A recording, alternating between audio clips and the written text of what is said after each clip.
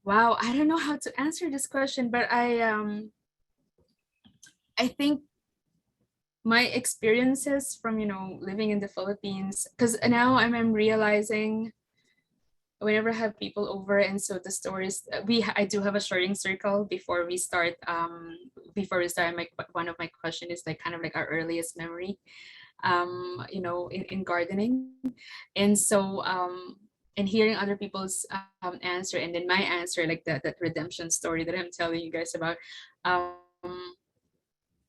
Yeah, I feel like through my garden I feel connected still, like in with my homeland in the Philippines. I may not be growing the same flowers that I grew up with, but I think just realizing how flowers are so significant, what it does. I mean, some people, we see it as a luxury item because it's not the first thing that you would buy, but then it may not feed us like physically, but I think it's a food for the soul. Crossing cultures and having that experience in Colombia, just like really seeing the reality of my buying power, or my purchasing habits, and how I'm so disconnected with the things that I consume. And so having that experience as a flower buyer influence my work now on how much I regard and embrace the seasonal and local flowers, and how and people come visit the farm. My really hope is that they would see their gardens, that they can respond positively to the climate emergency in their surrounding, which could be their garden, and that could either be encouraging them, inspiring them to grow their food, or see flowers in a different light too, that it's not only can be a food, it's like feeding their soul, but also a source of living colors. And yeah, adaptability for sure, because not only I had to adapt in the climate that we have, I mean, coming from a tropical country to like -40, 6 months, 3 months at least at a time. Pursuing this business too, I have to make a lot of like lifestyle changes, so that to make it work, and just realizing that the things that I need and also like want, and which are kind of like important. I hope that answers your question, but I love, thanks for both, thanks for writing that question. Makes me think. Yeah. Well, thank you so much. I'm going to turn things over to Kathy, but yeah, we totally want to come there. You want to have an experiential dye event with you in Manitoba, please. Yes. I just got my passport renewed. I'm ready. Again, Lourdes, thank you so much. Thank you for sharing Masagana Flower Farm with us. It was really, really beautiful, inspirational. Your enthusiasm and your thoughtfulness are so inspiring for us to always think about, like, what are the ways that we can enter into beauty, art, and dealing with the many, many issues that we have to deal with. So thank you again. I'm just going to go through a few reminders and as well talk about our next guest. And then we'll open it up for hello. And yeah, we can just say hi. And then Kip and I are going to head off to the wilds of Wisconsin and figure out, like, we're going to go head north. It'll be exciting. So we've got some indigo bundle kits on the site. It's basically all you would need to make a 100-gram indigo vat, either henna, fructose, or iron. We have instructions on all of those, what amounts you need, what size bucket you need, and that's all on our how-to site, and we provide a link for you. But the special thing about this is that we have so many people that purchase kind of this mix of products that we decided to discount it. So the bundle is 20% less expensive than if you were to purchase each item individually. So it's something that you want to think about, because we're headed into indigo season. I'm headed into an indigo workshop. there's just going to be some really amazing indigo activities happening so that you could have a vat ready for the things that you want to do. Also, we have all of our liquid dyes on sale, including the new logwood liquid, and it may show like it's either on back order on the site, but we do have more that's coming in. So we will send it when we get it, which will probably be in about a week. If you do see that it's back ordered, go ahead and purchase it because we'll still honor the sale price through the time that we receive the new shipment. And then we still have our workshop openings, Cape Cod, the Farm and Forage with Amy, Sasha Durr, Breeze Honeycutt, and myself, Cheese Vegan, and we'll be there. We'll be there at this incredible farm that grows both produce and flowers and doing some foraging. We're going to do some seaside dyes as well as making some pigments and doing the Sasha Durr method of dyeing 4 colors per dye plant on this beautiful silk wool gauze. So it's going to be a really lovely workshop. Join us for that. The food will be amazing.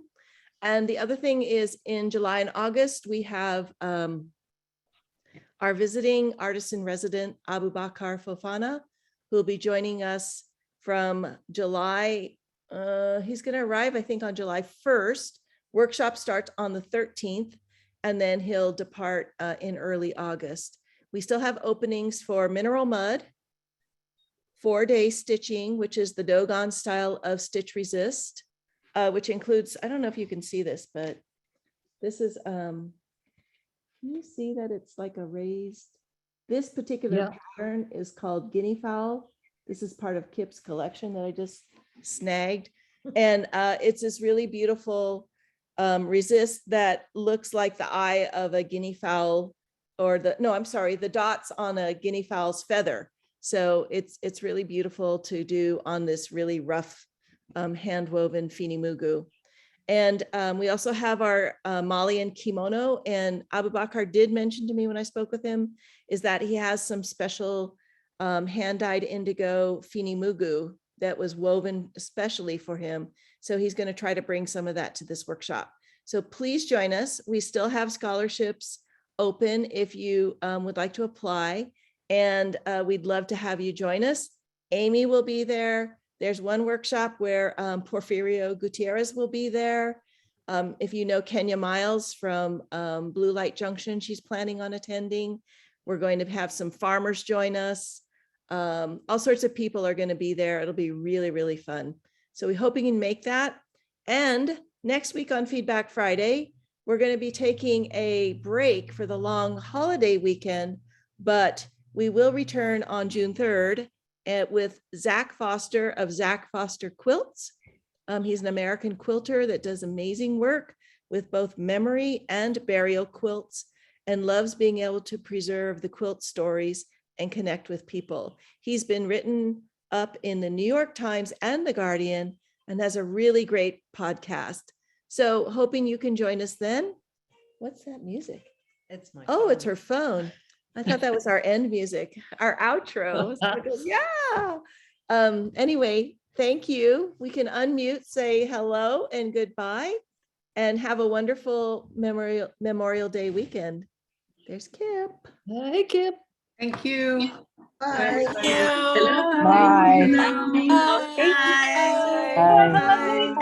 Thank you. Bye. Bye. Bye. Hi, Suzanne. Bye. Hey, Suzanne, Ciao. amendments are like fertilizer and things that you put into your soil in order to make it more bioavailable for planting. Oh, okay. Yeah, I'd not heard that term, but it sounded like that. Did you see that Marie and Akko are here? It's like a Ventura reunion. The reunion. Hi. So good to see you. Let's all go back. I know, right? Oh, hey. All right, and Lourdes will go Oh, look at that as a beautiful lead print into behind helping you. us plant and create new gardenscapes in Marie's yard. Yeah. Yeah. Somebody has to. Somebody's Wow, look at that. A lot of work. somebody's got to Yeah. do that. All right. Hey, Amy, I gotta run off because we